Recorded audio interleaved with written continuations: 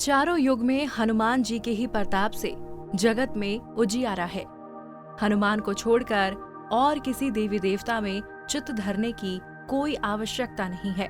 द्वंद में रहने वाले का हनुमान जी सहयोग नहीं करते। हनुमान जी हमारे बीच इस धरती पर सशरीर मौजूद हैं।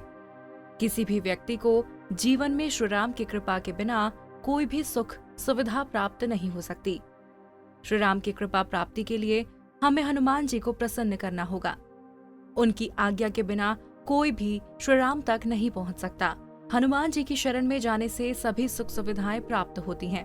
इसके साथ ही जब हनुमान जी हमारे रक्षक हैं, तो हमें किसी भी अन्य देवी देवता, बाबा, साधु, ज्योतिष आदि की बातों में भटकने की जरूरत नहीं है। हनुमान इस कलयुग में सबसे ज्यादा जागृत और साक्षात हैं। कलयुग में हनुमान जी की भक्ति ही लोगों को दुख और संकट में बचाने में सक्षम है। बहुत से लोग किसी बाबा, देवी देवता, ज्योतिष और तांत्रिकों के चक्कर में भटकते रहते हैं और अंततः वो अपना जीवन नष्ट कर लेते हैं, क्योंकि वो हनुमान की भक्ति शक्ति को नहीं पहचानते। ऐसे भटके हुए लोगों का राम ही भला करे। अब चलिए आपको बताते हैं हनुमान जी की पत्नी के बारे में। क्या आपने कभी सुना है हनुमान जी का विवाह भी हुआ था? आज तक ये बात लोगों से छिपी रही, क्योंकि लोग हिंदू शास्त्र नहीं पढ़ते और जो पंडित या आचार्य शास्त्र पढ़ते हैं वो ऐसी बातों का जिक्र नहीं करते। लेकिन आज हम आपको बता रहे हैं हनुमान जी का ऐसा सच जिसको जानकर आप रह जाएंगे हैरान। आंध्र प्रदेश के खम्मम जिले में एक मंदिर ऐसा विद्यमान है जो प्रमाण है हनुमान जी के विवाह का। इस मंदिर में हनुमान जी की प्रतिमा के साथ उनकी पत्नी की प्रतिमा भी विराजमान है। इस मंदिर के दर्शन करने के लिए दूर दूर से लोग आते हैं।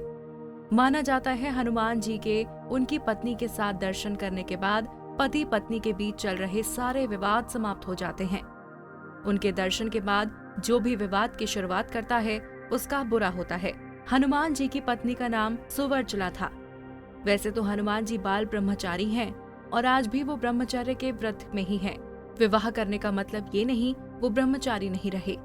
कहा जाता है पराशर संहिता में हनुमान जी का किसी खास परिस्थिति में विवाह होने का जिक्र है। कुछ विशेष परिस्थितियों के कारण ही बजरंगबली को सुवर्चला के साथ विवाह बंधन में बंधना पड़ा।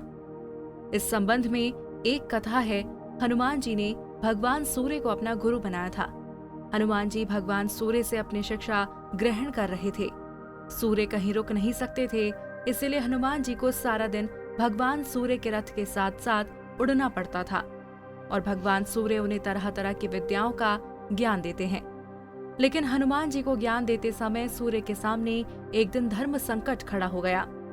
कुल 9 तरह की विद्याओं में से हनुमान जी को उनके गुरु ने 5 तरह की विद्याएं तो सिखा दी, लेकिन बची 4 तरह की विद्याएं और ज्ञान ऐसे थे जो केवल किसी विवाहित को ही सिखाए जा सकते थे। हनुमान जी पूरी शिक्षा लेने का प्रण कर चुके थे और इससे कम पर वो मानने को राजी नहीं थे। इधर भगवान सूर्य के सामने संकट था। वो धर्म के अनुशासन के कारण किसी अविवाहित को कुछ विशेष विद्याएं नहीं सिखा सकते थे। ऐसी स्थिति में सूर्य देव ने हनुमान जी को विवाह की सलाह दी। अपने प्रण को पूरा करने के लिए हनुमान जी ने विवाह करने की सोची, लेकिन हनुमान जी के लिए वधू कौन और कहां से, इसे लेकर सभी सोच में पड़ गए। ऐसे में सूर्यदेव ने अपनी परम तपस्वी और तेजस्वी पुत्री सुवर्चला को हनुमान जी के साथ शादी के लिए तैयार कर लिया। इसके बाद हनुमान जी ने अपनी शिक्षा पूर्ण की और सुवर्चला सदा के लिए अपनी तपस्या में रत हो गई। इस तरह हनुमान जी भले ही शादी के बंधन में बंध गए हों, लेकिन शारीरिक रूप से वो आज भी एक ब्रह्मचारी ही हैं।